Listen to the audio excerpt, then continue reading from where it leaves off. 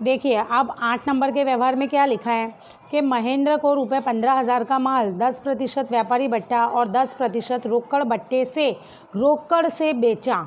देखिए ये ध्यान रखना कि ये बुक में ऐसा छपा नहीं है कि रोकड़ से बेचा। तो रोकड़ बट्टा कब कटेगा? जब व्यवहार हमारा रोकड़ होगा। ठीक है, उधार व्यवहार में कभी भी रोकड़ बट्टा नहीं कटता है, तो ये आप ध्यान रखना। ठीक है, तो यहाँ पे रोकड़ से माल बेचा है तो 10% रोकड़ बट्टा हम इसमें गिनेंगे। अब एंट्री कैसे लिखेंगे वो देखिए।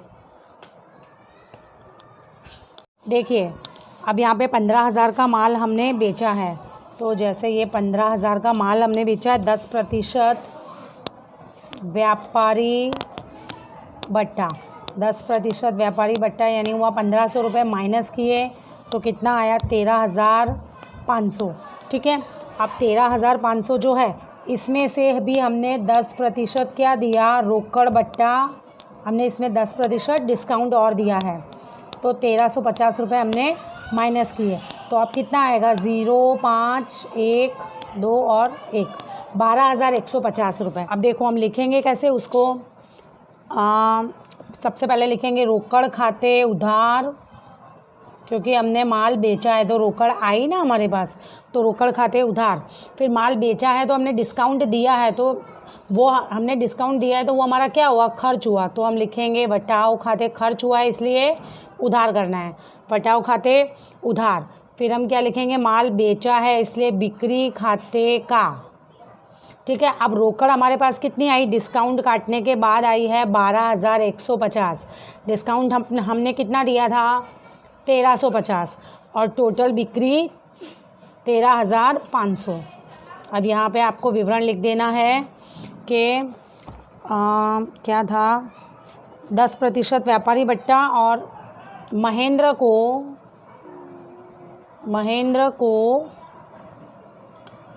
रुपये 15,000 का माल 10% व्यापारी बट्टा और 10% रोकड़ बट्टा से बेचा। ठीक है, अब ये कंप्लीट हुआ अंडरलाइन। देखिए अब अगली एंट्री क्या है? अगला व्यवहार है जुलाई 10 का कि घर उपयोग के लिए 300 का माल और 200 रुपये नगद ले गए। अब देखिए धंधे में से धंधे का मालिक निजी उपयोग के लिए या घर उपयोग के लिए जो भी ले जाए, चाहे नगद चाहे माल सामान, उसे हम क्या कहते हैं? आहरण कहते हैं। और आहरण की उधार बाकी होती है। ठीक है, क्योंकि धंधे के लिए वो खर्च कहलाता है इसलिए। तो अब उसकी एंट्री देखेंगे। देखिए तो अब हम इसकी एंट्री कैसे लिखेंगे कि आहरण खाते उधार, आहरण खाते उधार और खरीद खाते का, खरीद खाते का। इसके बाद है रोकड़ खाते का, रोकड़ खाते का। अब देखिए आहरण कहाँ से आया कि हमने निजी उपयोग के लिए रोकड़ और माल निकाला तो वो आहरण खाते उधार हो गया। और ख़रीद खाते कैसे आया कि आपने आगे थियरी में पढ़ा होगा कि अन्य किसी भी तरह से अगर माल की जावक होती है तो हम उसे क्या लिखते हैं? खरीद खाते का लिखते हैं। ठीक है, कि चाहे आहरण से गया माल हो, चाहे आग में जल गया माल हो, चाहे धर्मादा में दिया माल हो, दान में दिया, किसी भी तरह से माल की जावक होगी तो हम उसके लिए क्या लिखेंगे? खरीद खाते का। ठीक है, और 200 रुपये जो रोकड़ ले गए तो धंधे में से रोकड़ गई जाए तो जमा, इसलिए रोकड़ खाते का। अब इसमें अमाउंट कितनी आएगी? आहरण कुल मिला के कितना हुआ है? 300 का माल और 200 नगद, मतलब के 500 रुपये।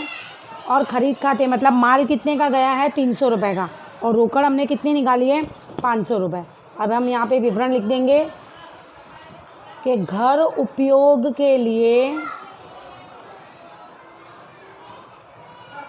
घर उपयोग के लिए 300 का माल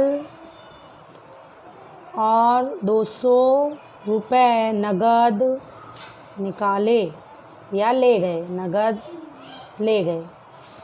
और ये लाइन ये कंप्लीट। देखिए अब अगला 11 तारीख का व्यवहार क्या है? माल की पैकिंग के लिए प्लास्टिक की थैलियाँ खरीदी, 200 रुपये चुकाए। चुकाए मतलब ये खर्च चुकाया है, तो उपज खर्च का नियम क्या है कि खर्च चुकाया है तो खर्च खाते उधार। अब काय का खर्च है, ये माल की पैकिंग का खर्च है, ठीक है। तो हम इसको लिख सकते हैं ना कि माल के पैकिंग खर्च खाते उधार 200 रुपये, और रोकड़ में चुकाया है तो रोकड़ खाते का। लिखेंगे इसकी एंट्री में कि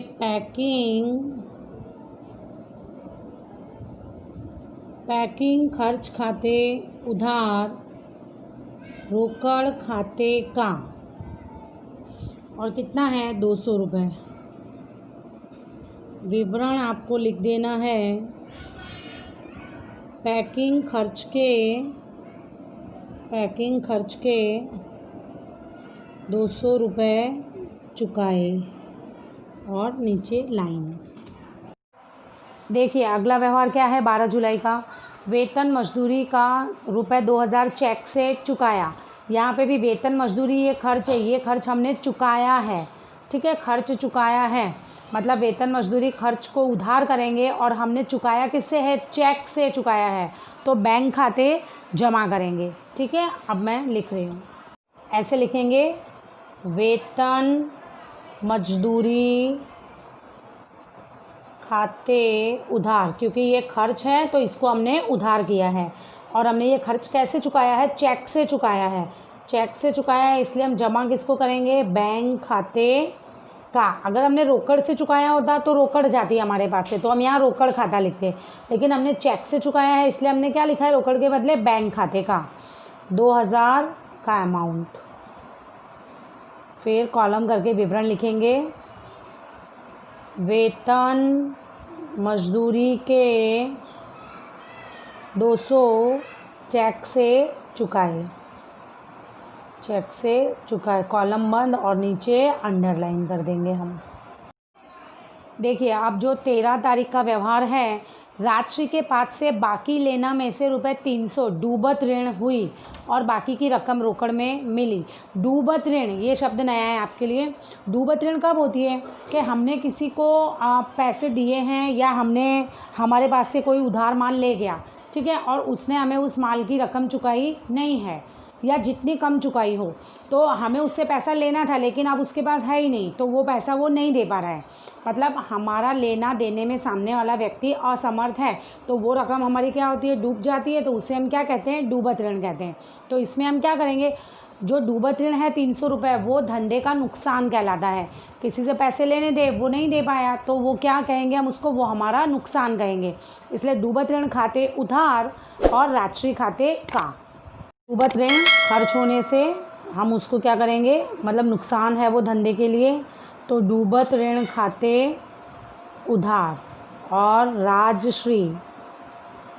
राजश्री खाते का। कितने रुपए नहीं दे पाई ये राजश्री, 300 रुपये। अब विवरण लिख देंगे कि ₹300 डूबत ऋण हुई, शॉर्ट में ऐसा लिख दो, डूबत ऋण हुई। देखिए अगला व्यवहार है 14 जुलाई का, कि धंधे में अधिक रकम की ज़रूरत होने से एक्सिस बैंक में से ₹25,000 की 12% ब्याज से लोन ली। देखिए जब भी हम लोन लेते हैं, ली गई लोन जो है वो धंधे का दायित्व कहलाता है, क्योंकि हमने लोन ली है तो वो लोन हमें भरनी पड़ेगी, चुकानी पड़ेगी, तो वो धंधे का क्या कहलाएगा, दायित्व कहलाएगा, ठीक है। और दायित्व की हमेशा जमा बाकी होती है। तो ये जो लोन खाता है, एक्सिस बैंक का लोन खाता, वो हम क्या करेंगे, जमा करेंगे, ठीक है। और ये जो धंधे में हमने लोन ली है तो रोकड़ आई है, ठीक है, लेकिन रोकड़ के बदले हम क्या लिखेंगे, बैंक, क्योंकि हमें व्यवहार में बैंक का उल्लेख किया गया है। तो बैंक खाते उधार और एक्सिस बैंक की लोन खाते जमा। देखिए तो हम इसको लिखेंगे कैसे, कि हमने लोन लिए 25,000 की लोन, और हमें लोन लेते हैं तो धंधे में रोकड़ आती है, ठीक है, लेकिन रोकड़ के बदले हम क्या शब्द यूज़ करेंगे यहाँ पे, बैंक खाता उधार। और ये लोन हमारा क्या है, ली गई लोन हमारा दायित्व कहलाती है, ठीक है ना। तो उसके लिए हम क्या लिखेंगे, एक्सिस बैंक की, ऐसा लिखेंगे हम, इंग्लिश में लिख देना, मैंने हिंदी में लिख दिया है, एक्सिस बैंक की 12% की लोन खाते, 12% की लोन खाते का। अब कितने रुपए की हमने लोन ली? 25,000 की। तो अमाउंट हम लिखेंगे 25,000। ठीक है, यहाँ पे विवरण में हम लिख देंगे कि एक्सिस बैंक से 12% की दर से लोन ली, ब्रैकेट बंद, अंडरलाइन। देखिए अगला जो व्यवहार है 15 जुलाई का। आग में रुपए 2,000 का माल नष्ट हुआ जिसका बीमा कंपनी ने रुपए 1,500 का दावा मंजूर किया और आग से जले माल को बेचने से 200 रुपये मिले। अब देखिए आग से टोटल नुकसान हमारा कितना हुआ है? 2,000 का माल नष्ट हो गया। बीमा कंपनी ने 1,500 का दावा मंजूर कर लिया, तो हमारा यहाँ नुकसान कितना हुआ? 2,000 का माल था, 1,500 का दावा मंजूर किया, मतलब 1,500 रुपये हमें बीमा कंपनी देगी। ठीक है, तो नुकसान हुआ 500 रुपये का। लेकिन 500 रुपये में से भी जो 200 रुपये का माल तो हमने बेच लिया, आग से जो जला हुआ माल था वो जला हुआ माल भी हमने बेचा, तो हमको 200 रुपये मिल गए। तो जो हमारा 500 का नुकसान था, उस 500 के नुकसान में से भी 200 रुपये तो हमें मिल गए। तो अब हमारा रियल नुकसान कितना हुआ? 300 रुपये का। ठीक है, तो हमारा आग से नुकसान कितने का हुआ? 300 रुपये का हुआ। अब हम एंट्री लिखते हैं। देखिए अब हम एंट्री लिखेंगे तो सबसे पहले हमारा आग से नुकसान, तो आग से नुकसान खाते उधार, क्योंकि नुकसान या खर्च हो तो हम क्या करते हैं? उसको उधार करते हैं। तो आग से नुकसान खाते उधार, जो नुकसान हमारा कितने का हुआ? 300 का हुआ। 500 का नुकसान नहीं हुआ क्योंकि 200 रुपये का माल बेच दिया, तो 200 रुपये तो मिल गए।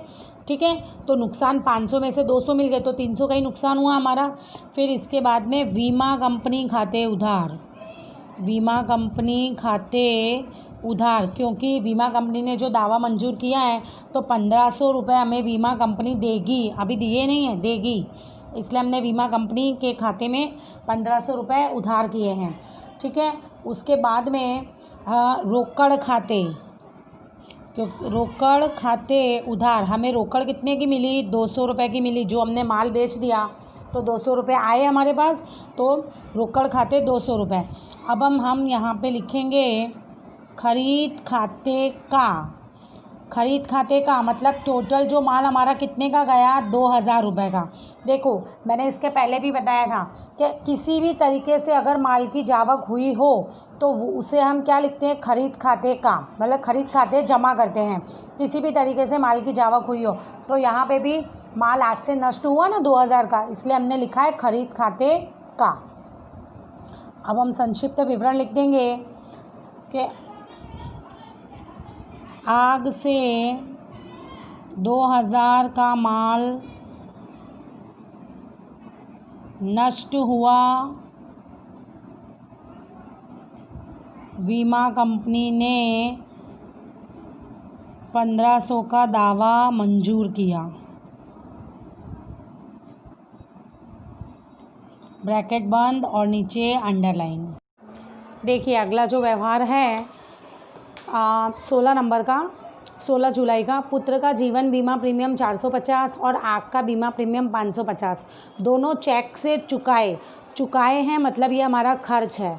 ठीक है, लेकिन जो इसमें लिखा है कि पुत्र का जीवन बीमा प्रीमियम 450 रुपये, तो ये पर्सनल है। ये इस 450 रुपये के खर्च को धंधे से कोई मतलब नहीं है, ये पर्सनल खर्चा चुकाया गया है। तो जो भी निजी उपयोग के लिए हम चुकाते हैं उसे हम क्या कहते हैं? आहरण कहते हैं। तो पुत्र का जीवन बीमा प्रीमियम है, इसे हम आहरण कहेंगे। ठीक है, तो ये आहरण खाते उधार होगा। और आग का बीमा प्रीमियम, ये इसका तो यही नाम देंगे हम क्योंकि ये खर्च धंधे का है। तो आग का बीमा प्रीमियम खाते उधार 550। तो ये दोनों ही खर्च हमने चेक से चुकाए हैं, इसलिए हम बैंक खाते को जमा करेंगे, क्योंकि हमने ये रोकड़ नहीं चुकाया है, चेक से चुकाया है, इसलिए बैंक खाते जमा। देखिए पुत्र का जीवन बीमा प्रीमियम है तो उसके लिए हम क्या लिखेंगे? आहरण खाते उधार, क्योंकि ये पर्सनल खर्चा है। आहरण खाते उधार 450 रुपये। फिर है आग का बीमा प्रीमियम, तो ये भी हमारा है तो दोनों ही खर्च, इसलिए दोनों उधार होंगे। आग का बीमा प्रीमियम खाते उधार। ठीक है, अब ये दोनों खर्च हमने बैंक से चेक से चुकाए हैं। ठीक है, इसलिए हम क्या लिखेंगे? बैंक खाते का। अब ये कितना है 550, टोटल कितना हुआ 1000। ठीक है, अब विवरण लिख देंगे। विवरण में लिख देंगे कि जीवन बीमा प्रीमियम और आग का प्रीमियम चेक से चुकाया। ब्रैकेट को बंद करेंगे, नीचे अंडरलाइन।